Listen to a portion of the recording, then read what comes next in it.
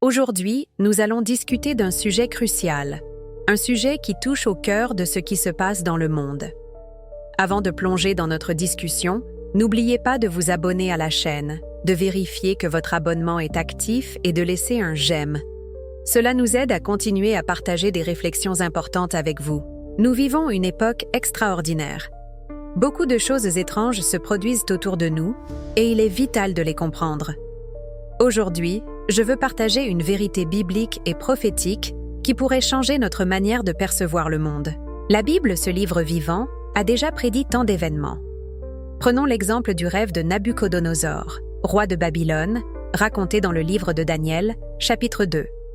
Ce rêve d'une statue aux matériaux variés représente une série d'empires mondiaux. Babylone, les Médo-Perses, la Grèce et Rome.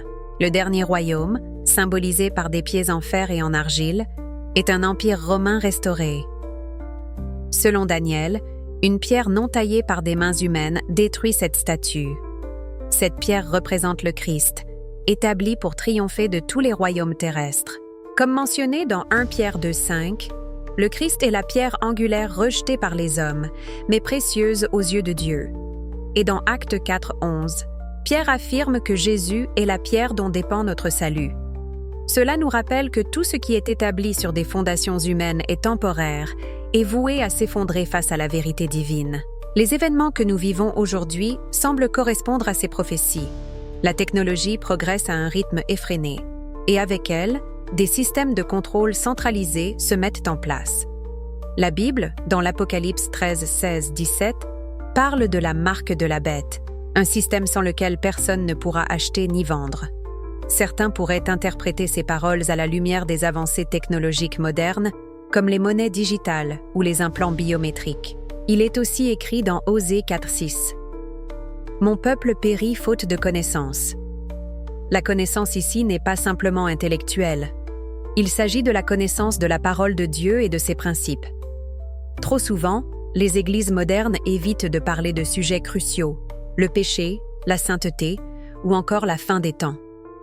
Elles préfèrent un évangile de prospérité qui flatte les oreilles, mais ne transforme pas les cœurs.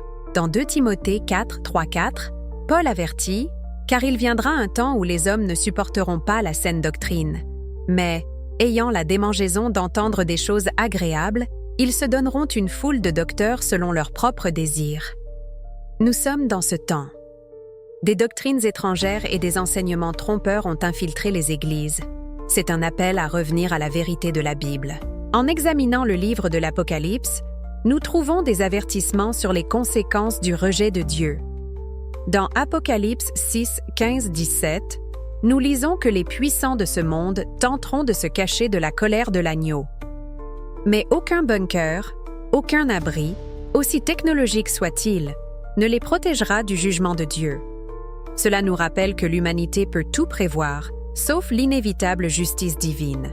Pour comprendre l'importance de ces prophéties, il faut aussi évoquer les signes des temps. Dans Matthieu 24, Jésus parle des guerres, des famines et des tremblements de terre comme précurseurs de la fin. Ces événements ne sont pas isolés, mais ils s'insèrent dans un plan divin plus vaste. Alors, que devons-nous faire? D'abord, nous devons rester fermes dans la foi. Comme l'écrit Paul aux Thessaloniciens, 2 Thessaloniciens 2,15, « Tenez ferme et retenez les instructions que vous avez reçues. » Ensuite, nous devons étudier et méditer sur la parole de Dieu, car c'est notre seule véritable lumière dans un monde de plus en plus sombre. Il est également essentiel de discerner les esprits. Dans 1 Jean 4,1, il est écrit « Bien-aimés, ne croyez pas tout esprit, mais éprouvez les esprits pour savoir s'ils sont de Dieu. » Cette vigilance spirituelle est cruciale à une époque où la confusion et les faux enseignements prévalent. Enfin, souvenons-nous des paroles de Jésus dans Jean 8, 31-32. « Si vous demeurez dans ma parole, vous êtes vraiment mes disciples. Vous connaîtrez la vérité, et la vérité vous rendra libre. » C'est cette liberté que nous devons chercher et proclamer. Une liberté qui transcende les événements mondiaux, les avancées technologiques et les règnes humains.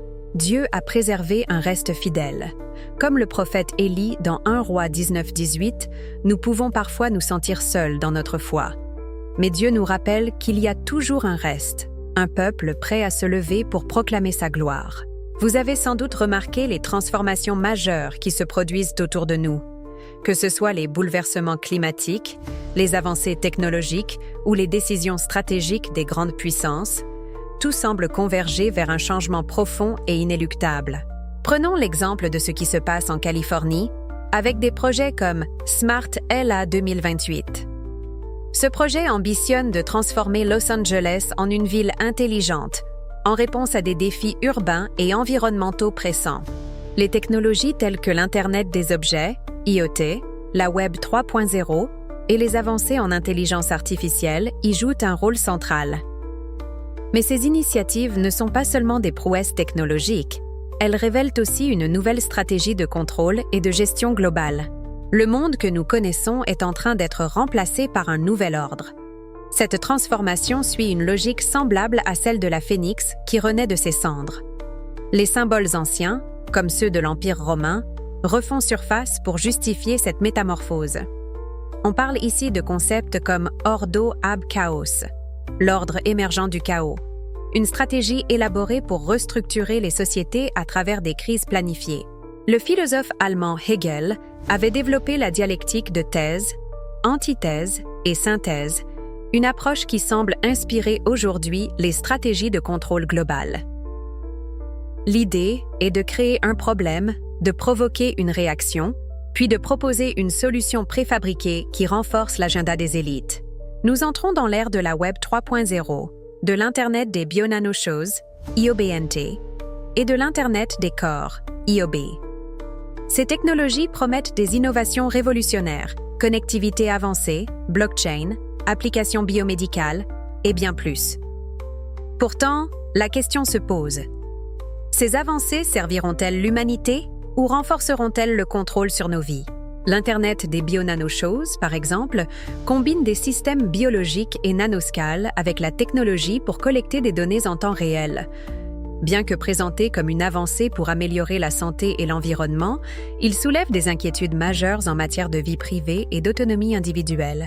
De plus, la technologie de 6e génération, 6G, promet de transformer notre manière de vivre en fusionnant les humains et les machines. Cette nouvelle génération de connectivité pourrait utiliser le corps humain comme récepteur ou source d'énergie pour des dispositifs technologiques. Sommes-nous prêts pour un monde où l'être humain devient une batterie vivante, à la manière du film Matrix? Dans ce contexte, il est crucial d'adopter une perspective spirituelle. La Bible, dans ses prophéties, nous avertit des dangers d'un monde dirigé par des systèmes d'hommes. Dans Apocalypse 13, 16, 17, par exemple, il est question d'une marque qui conditionnera l'accès à l'économie. Ces paroles résonnent fortement avec les systèmes modernes de surveillance et de contrôle numérique. De même, Osée 4, 6 nous rappelle que « Mon peuple périt faute de connaissance ».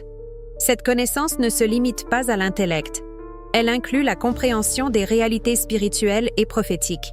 Il est temps pour nous de réévaluer nos priorités, de chercher la sagesse divine et de discerner les intentions derrière ces innovations.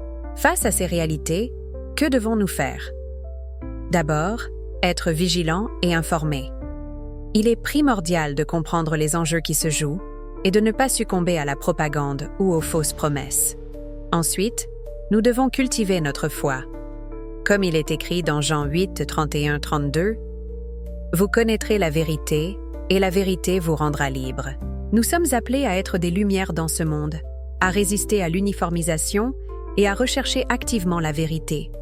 Cela implique de faire preuve de discernement face aux avancées technologiques et de ne jamais oublier que notre identité ne repose pas sur ce monde, mais sur notre Créateur. Mes amis, l'heure est grave, mais nous ne sommes pas sans espoir. Dieu est fidèle et il nous appelle à être une lumière dans les ténèbres. Prenons courage et rassemblons-nous autour de sa parole, car elle est la source de toute vérité. Merci d'avoir pris le temps d'écouter ce message. Si vous l'avez trouvé pertinent, partagez-le avec vos proches et engagez-vous dans cette conversation. Ensemble, nous pouvons faire une différence. Que Dieu vous bénisse abondamment et à très bientôt pour une nouvelle discussion riche et inspirante.